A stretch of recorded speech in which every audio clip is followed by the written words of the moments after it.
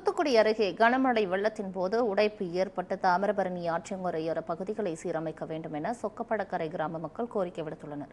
தூத்துக்குடி மாவட்டம் ஏரல் தாலுகாவில் உள்ள சொக்கப்படக்கரை கிராமத்தில் அண்மையில் கனமழையின் போது ஏற்பட்ட வெள்ளத்தால் தாமிரபரணி ஆற்றின் கரை 3 இடங்களில் உடைந்து ஊருக்குள் தண்ணீர் புகுந்தது. இதனால் அப்பகுதியில் உள்ள வீடுகளுக்குள் வெள்ள நீர் புகுந்து சேதத்தை ஏற்படுத்தியது. கடுத்த அளவிற்கு தண்ணீர் தேங்கி நின்றதால் மக்களின் இயல்பு வாழ்க்கை கடுமையாக பாதிக்கப்பட்டது. வீட்டில் இருந்த பொருட்கள், ஆவணங்கள் உள்ளிட்ட அனைத்தையும் இழந்து தவித்து வருகின்றனர். மேலும் வாழை உள்ளிட்ட பயிர்கள் அனைத்தும் நீரில் மூழ்கி சேதமடைந்து விட்டதால் அவர்களின் வாழ்வாதாரம் கடுமையாக பாதிக்கப்பட்டுள்ளது. இந்த நிலையில் இயேசு விடுவிக்கிறார் ஊழியங்கள் ஸ்தாபகர் சகோதரர் மோகன் சி லாசரஸ் பாதிக்கப்பட்ட மக்களுக்கு உணவு உள்ளிட்ட நிவாரண உதவிகளை வழங்கி வருகிறார். இந்நிலையில் மீண்டும் கனமழை பெய்தால் தாமிரபரணி ஆற்றில் உடைப்பு ஏற்பட்டு 3 பகுதிகள் வழியாக ஊருக்குள் தண்ணீர் மீண்டும் புகுந்துவிடும் என பொதுமக்கள் அச்சம் தெரிவித்துள்ளனர். எனவே இந்த உடைப்புகளை உடனடியாக சரி செய்ய வேண்டும் என மாவட்ட நிர்வாகத்திற்கு பொதுமக்கள் கோரிக்கை விடுத்துள்ளனர். எங்களுக்கு ராத்திரி சரி மழை காலையிலேருந்து நைட் வரைக்கும் பேஞ்ச மழையில் ஆற்றுல தண்ணி ஏறி போச்சு. நாங்கள் திங்கக்கிழமை காலம் ஊரில் பசங்க எல்லாம் சேர்ந்து போராடி பார்த்து ஒரு 400 மூட 500 மூட மண்ணை வச்சு அடைச்சோம். அடைச்சல் இந்த கரையை எங்களால் ஒரு நைட்டு 6 மணி வரைக்கும் தாக்காட்டி முடிஞ்சு. 6 மணிக்கு மேலே எங்களால் தண்ணி ஏறிட்டே இருந்துச்சு. அப்போ நாங்கள் நிற்க முடியல, வந்துட்டோம். வேறு மொதல் எங்கள் ஊர் பக்கத்தில் ஒரு கோயில் ஆலமரம் ஒன்று போயிருக்கு, பிள்ளையார் கோயில் ஒன்று போயிருக்கு. இதுக்கு மேலே செங்கம்மாள் வச்ச இடத்துல கொஞ்சம் பள்ளமாக இருந்தது. அந்த இடமும் உடஞ்சி நைட்டு 10 மணி இருக்கும். 10-10:30 மணிக்கு மேலே எங்கள் ஊரில் நாங்கள் எல்லாம் மாலையில் எங்கள் வீட்டில் இருக்கோம். இங்கே தண்ணி அத்து பிடிங்கிட்டு போகுது. இறைச்சல் அப்படியே இறைச்சல் உயிரெல்லாம் கையில் பிடிச்சிட்டு அந்த ஆட்டம் இங்கே அங்கே 4 பக்கம் தண்ணி பிச்சுக்கிட்டு போகுது. எங்களால் ரொம்ப பயத்தெல்லாம் இருந்தோம். அரசாங்கம் உடனே இந்த கரையை 3 இடத்துல எங்கள் ஊர் பக்கத்தில் 3 இடம் கிழக்க மத்தி உடனே சொல்லப்படும் 3 நாள் தான் நாங்கள் ஊரில் வாழ முடியும்.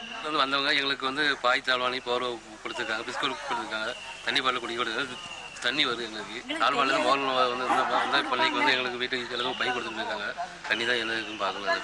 செவ்வாய்க்கிழமையிலேருந்து எங்களுக்கு சாப்பாடு 3 நாளாக எல்லாத்துக்கும் வந்துட்டு தான் இருக்குது. இந்த வீட்டிலும் மண்ணு வீடு, எங்களுக்கு வேறு உழப்பு கிடையாது. அன்றாட உடச்சி பிள்ளைகளை படிக்க வைக்கும், எங்கள் வைத்த முறையெல்லாம் கழிச்சுக்கிட்டு இருக்கோம்.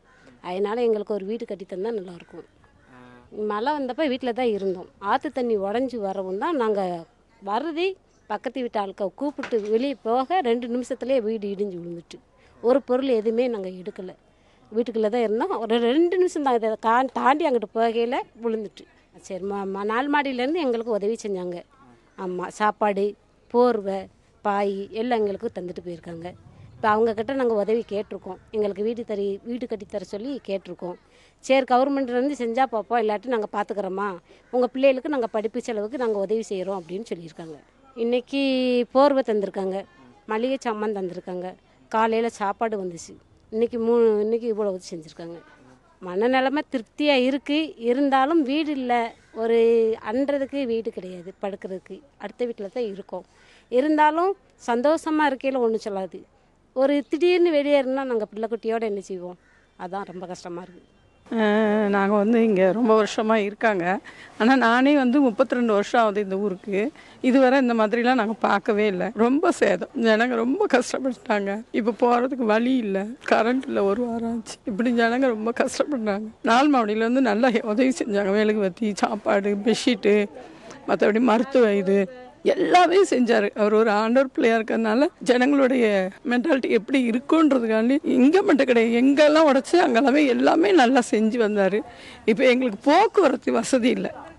ரோடெல்லாம் தீவு மாதிரி ஆகிட்டு. எங்களுக்கு இப்போ ஒரு கேஸ் வாங்கவோ ஒரு பொருள் வாங்க போகிறதுக்கு ரோடு வசதி கிடையாது, கரண்ட்டு சுத்தமாக இல்லை. அதுக்காண்டி கொஞ்சம் கவர்மெண்ட்டிட்ட பேசி எங்களுக்கு ஏதாவது ஒரு உதவி செய்யணும். இன்றைக்கி பாஸ்ட்டே எங்களுக்கு நேரில் மோகன் சிலாசர் எங்களுக்கு மளிகை ஜாமான் எல்லாத்தையும் அவரே எங்களை பார்த்து கொடுத்துட்டு போனார். ஒவ்வொரு பேக் கொடுத்து அவர் தான் எல்லாமே பண்ணிட்டு, தண்ணியிலேருந்து சாப்பாடு, மருத்துவ வசதி, பெட்ஷீட், எல்லாமே அவர் தான் பண்ணிகிட்ருக்காரு. இன்றைக்கி எங்களை நான் நேர்லேயும் பார்க்க வந்துட்டார். எங்களுக்கு ரொம்ப பள்ளம், பக்கத்தில் ஆறுங்கன்னு இருக்கிறதுனால பாதிப்பே எங்களுக்கு தான். இங்கே பின்னாடி அந்த பக்கமும் தண்ணி, இந்த பக்கமும் எங்கள் வீட்டுக்கு தண்ணி.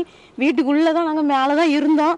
ஃபுல்லாக ஒரு பொருளையும் எங்களால் காப்பாற்ற முடியல. அவ்வளோ வேகமாக உடுக்க கூட துணிமணி இல்லாமல் குளிக்க கூட போகாமல் உட்காந்துருக்கோம். அந்த அளவுக்கு எல்லாம் போயிட்டு தண்ணியில். வீட்டில் இருந்துமே எங்களால் எடுக்க முடியல. ஏன்னா கீழே இறங்கி வரும்போதே இவ்வளோ தண்ணி இறஞ்சிக்கிட்டு போய்கிட்டு இருக்கு. எங்களால் எப்படி எடுக்க முடியும்? அதனால ஏதோ இருக்கும். அப்போ இங்கே பாத்திரங்கத்திரம் எல்லாம் அங்கே பின்னாடி பாருங்க, அவ்வளவும் இவ்வளோ சவதியோடு கிடக்கு. அள்ளுனாலும் பீங்கா முள் இப்படி தான் வருது. தண்ணியும் கிடையாது, கரண்ட்டும் இல்லை. என்ன செய்ய முடியும்? ஏதோ இருக்கும். நிவாரண உதவி என்ன, இந்த சாப்பாடு போடுறாங்க, பிஸ்கெட் தராங்க, தண்ணி தராங்க. அதில் வேற இந்த ஃப்ளைட்டில் வந்தாங்க பிஸ்கெட் போடுறேன்னு சொல்லி இன்னைக்கு சாப்பாடு தந்தாங்க. இந்த வந்திருக்கிறவங்க ஏதோ அவங்களால ஏண்டது கொடுத்துட்டு போயிருக்காங்க. இது மோகன் கூட்டத்திலேருந்து வந்திருக்காங்க. அவங்களால ஏண்டது பழைய பிரசண்ட் மகன் எண்ணெய் இதெல்லாம் கொடுத்தாங்க.